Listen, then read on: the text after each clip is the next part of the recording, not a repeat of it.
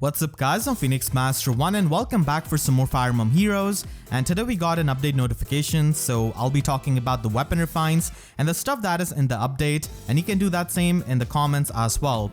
So finally Neasala is getting a weapon refine. He's a very popular merch project. I do have him at +10 on my main account, so this is really amazing, especially for the people who did get the premium skills for him in the Hall of Forms. So Raven King Beak does give him the true damage on his speed, so I think it is going to be getting upgraded to a more percent based true damage, so he could get that out of his speed.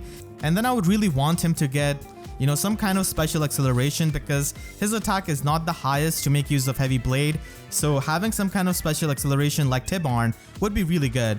And I don't think he's going to be getting Kanto because he's a grail unit, so for the people who did invest with the Trace skills, I don't think they're going to be giving Kanto to a free to play unit.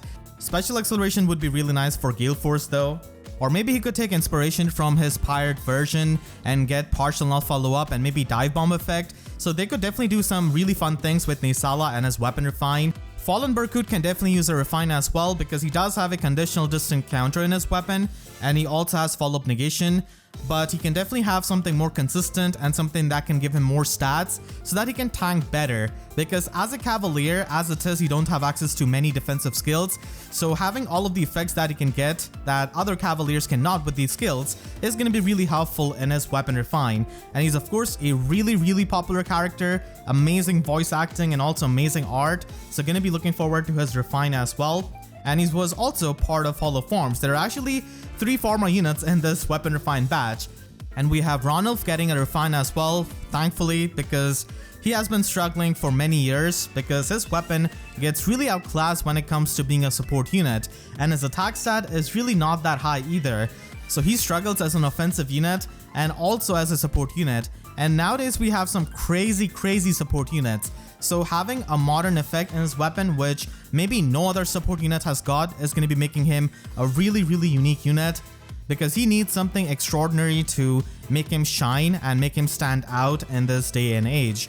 We also have Velouria getting a weapon refine, 3 beast units here, and Velouria is still one of the units that is unique because of her supportive weapon and how she can provide -2 special cooldown to her support partner, and this is always really helpful for giving these special cooldown to AoE units or Lethality Yuri or Gale Force units. And I've actually used her in Summoner Duels R as well, and she has worked out competitively for me, mainly for her support.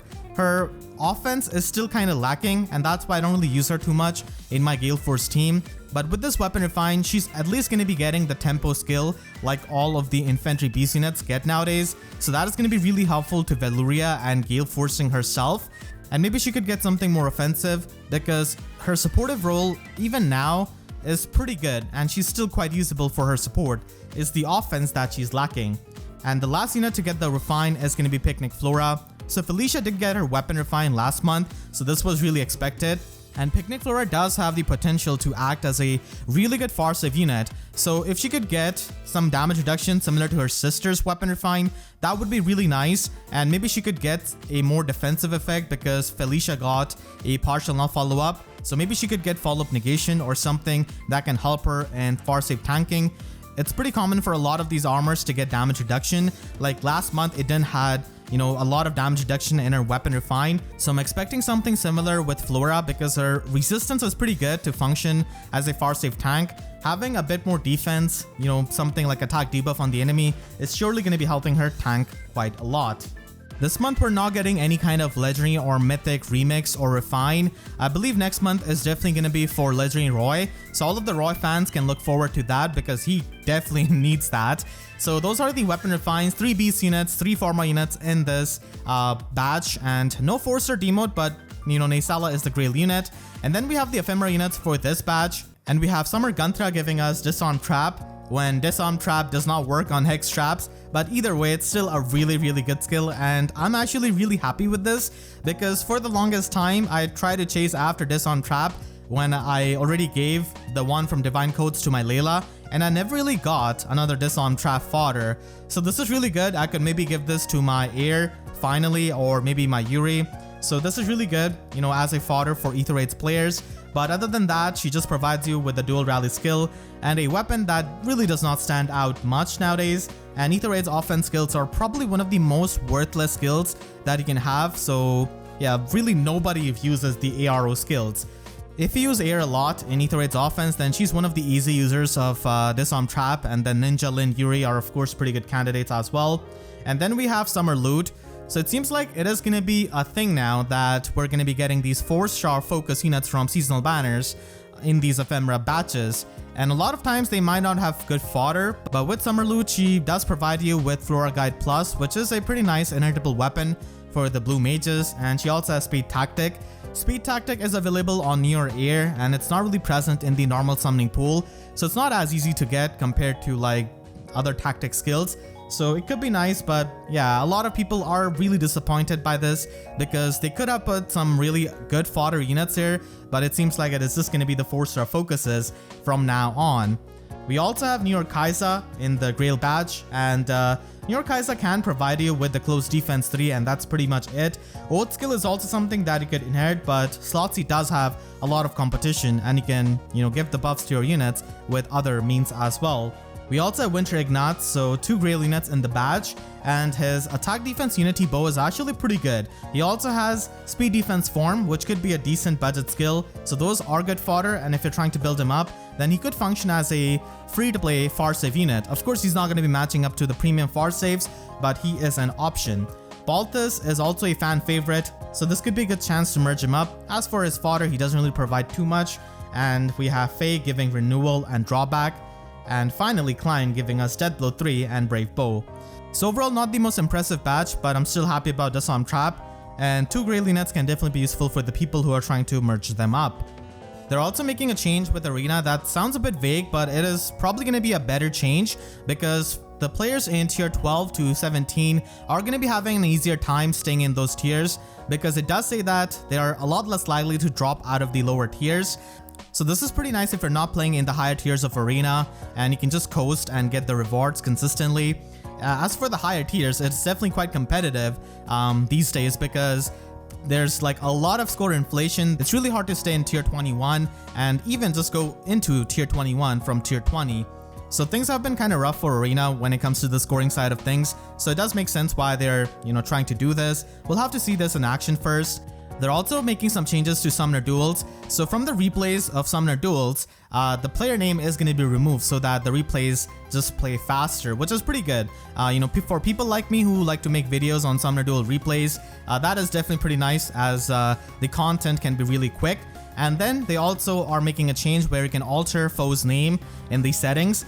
So if you're sharing replays among yourself, the opponent's name is going to be appearing as the default summoner name. We also have a new captain skill in Storm of Blows. So this is going to be giving the dull all effect to the captain, which means that the captain is going to be able to ignore any kind of visible buffs of the opponent, which is definitely a pretty good thing because visible buffs are quite used in Summoner Duels. And we also have units like Duo Dagger who can give the visible buffs with her duo skill. And then the captain and the allies within 2 spaces of captain can make guaranteed follow-up attacks. So this could be pretty nice if you're using a slower unit. They can have a better player phase now and simply get the double attack.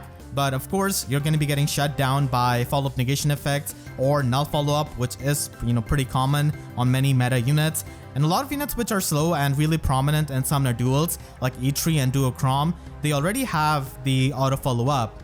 And people as it is do run Brattle Katria to get the Brave effect.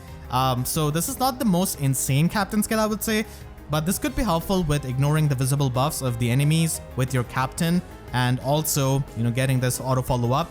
Definitely a pretty nice captain skill, but nothing really too insane to the level of erosion or quick draw, I would say. And then they're going to be increasing the favor level to 2000. It's kind of hard to get to the favor levels now because you have to wait so much for the matches, so or maybe I just play at the wrong time. And they're also making changes to Aether Raids where Hex Trap is going to be upgradable to level 5. This means that now you need units like with 66 or above HP to not be affected by Hex Trap.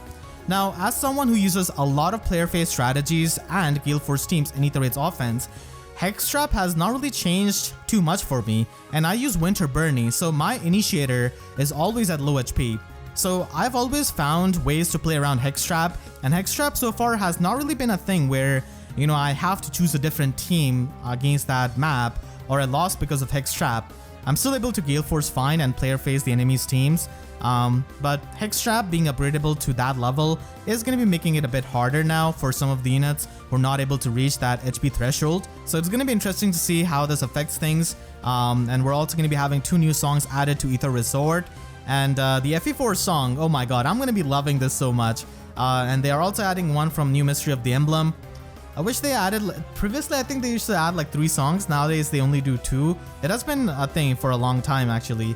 And then Muspel Pyre is going to be upgradable to level 6. We're also going to be having Boyd and Hilda in the Grail pool. Boyd is definitely a fan favorite, so a lot of people are going to be investing into him. And they have some other, changes, quality of life. So Eden's Weapon Refine actually has a new change now. It's a lot more lenient now, so it does function based on one of the conditions that it had before getting the Weapon Refine, which is that if she had any kind of debuffs on herself or any kind of negative status, her weapon would get activated. And now, with this addition, her Weapon Refine actually has 3 conditions from which it can activate. First of all, it's always going to be active in the enemy phase, and then if she has any kind of negative status, it could get activated, or if she's below full health. So it's a lot easier to trigger this weapon now. And then they're also taking a step back from one of the changes that they did before. So in previous updates, they made a change where you can no longer merge a lower rarity unit into a higher rarity unit. Like you cannot merge a 4-star into a 5-star. So they stopped that, but a lot of people did send them feedback, and a lot of people didn't really like this, so they are taking a step back, and now they're going to be allowing the lower rarity units to be merged into the higher rarity ones.